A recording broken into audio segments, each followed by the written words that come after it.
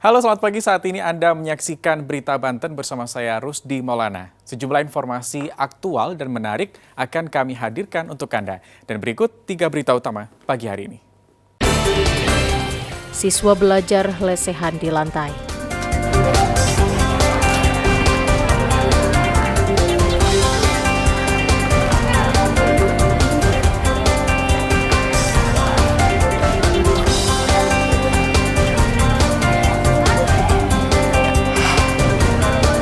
Karantina pertanian Suta musnahkan produk ilegal dari luar negeri.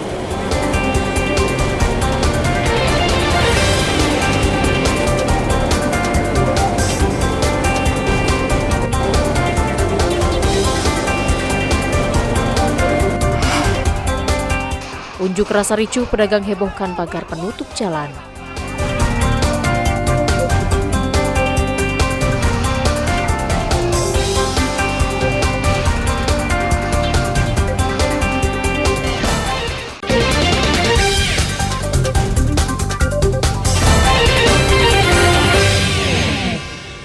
Diduga melebihi kapasitas, siswa kelas 7 SMPN 12 Tangerang Selatan belajar secara lesehan di kelas. Foto siswa pun ramai di media sosial. Sekolah tidak membantah kebenaran foto tersebut. Siswa belajar lesehan dikarenakan sekolah sedang ada renovasi gedung sehingga ruang kelas yang tersedia terbatas. Siswa kelas 7 terpaksa digabungkan di awal kegiatan belajar mengajar berlangsung. Pasca ramai di media sosial, tidak ada lagi siswa yang belajar di lantai. Sekolah sudah membagi 2 waktu belajar, yakni pagi dan siang, sehingga murid sudah menempati kursi masing-masing dan KBM pun berjalan normal. Jadi sebetulnya kami itu sedang merenovasi gedung, sehingga anak-anak yang tadinya itu 10 kelas kami jadikan 8 kelas, sehingga anak-anak itu penuh kan gitu. Berdasarkan data pokok pendidikan Kemendikbud, pihak sekolah memperbolehkan menerima peserta didik baru maksimal 50 orang per kelasnya. Ariel Maranus dan Syabudinatar melaporkan dari Tangerang Selatan. Perkelahian terjadi di minimarket di wilayah Pagedangan, Kabupaten Tangerang. Belakangan diketahui salah satu pria yang berkelahi adalah Rudy Golden Boy, mantan atlet Mixed Martial Art atau MMA. Polisi menurunkan tim untuk menyelidiki perselisihan yang menjadi ramai di jagat maya. Pegawai minimarket juga membenarkan telah terjadi keributan. Seorang pegawai bahkan terkena pukul saat melerai perkelahian. Perkelahian diawali sekelompok pemuda yang menyerobot Rudy Golden Boy yang mengantre di depan kasir. Tidak terima dengan hal tersebut, Rudy pun menegur hingga terjadi perdebatan dan berakhir dengan adu jotos. Pertama itu pada saat video viral kami terima, kami dalami video tersebut. Setelah kami dalami, ternyata seperti yang disampaikan di video bahwa itu kejadiannya di salah satu ruko Anifa di Kelurahan Medal. Setelah kami lakukan pendalaman di Anifa Junction itu ternyata tidak ada kejadian tersebut. Kami lanjutkan pendalaman, ternyata itu terjadi di ruko Latino di daerah Cijantra. Rencananya polisi akan menggelar perkara dan menunggu hasil mediasi yang dilakukan kedua pihak untuk menentukan langkah hukum selanjutnya. Ariel Maranus dan Syabudinatar melaporkan dari Kabupaten Tangerang. Seorang pemuda ditangkap anggota Reskrim Polsek Cawilan karena mencuri uang milik nenek angkatnya.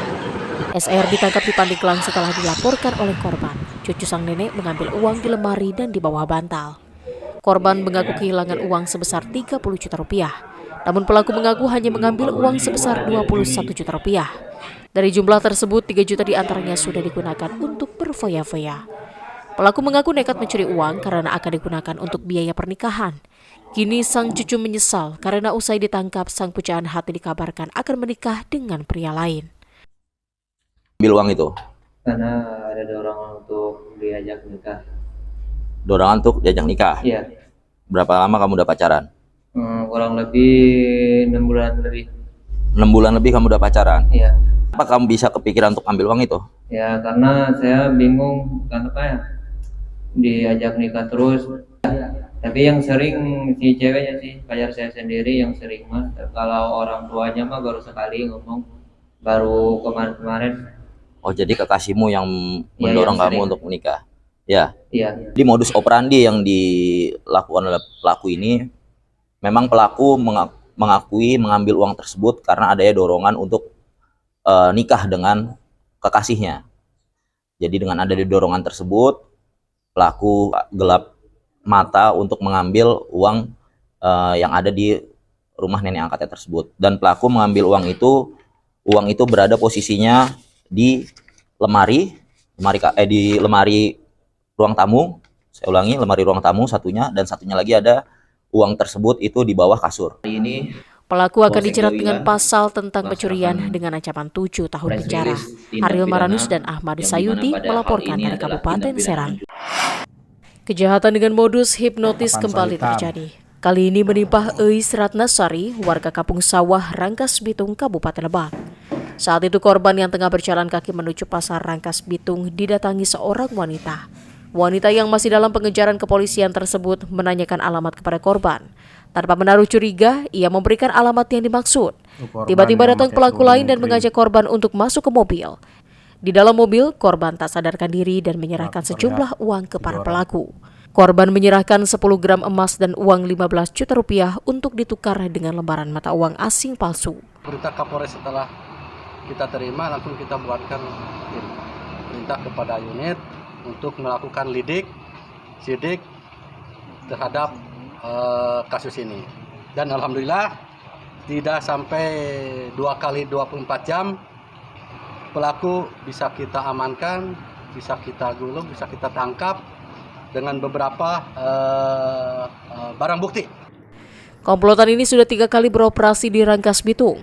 Selain menangkap 2 pelaku, polisi juga menyita barang bukti berupa ratusan lembar uang asing, 4 buah ID card bank, serta 1 unit kendaraan roda 4. Jadi untuk pelaporan ketika pertama kali dilaporkan kepada kita langsung melakukan penelusuran area rute yang dilalui oleh korban.